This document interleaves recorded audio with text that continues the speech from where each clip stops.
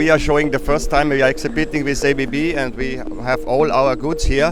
What is the products for the automation, for the machine and factory automation inside ABB, means controls, means the PCs, means also the motion, and as well our vision system what we have just launched now, and even behind me the ACOPOS track, what is the most modern transport technology in the world.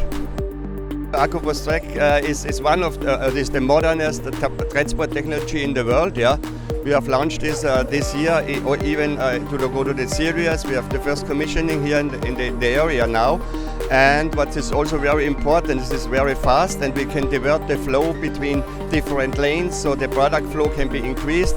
It's very fast, means we can reach up to 4 meters per second, and also have acceleration of 5G as well. Yeah, with the 2 kg, it's really good fitting to the industries here in Southeast Asia, assembling 3C and all this packaging and food industry. We are very proud of that we are here, so because the visitors are many visitors are visiting and very interested in our technology, and also have a lot of good talks. Yeah, and we will see afterwards what outcome and what we can do with this leads what we get in this exhibition.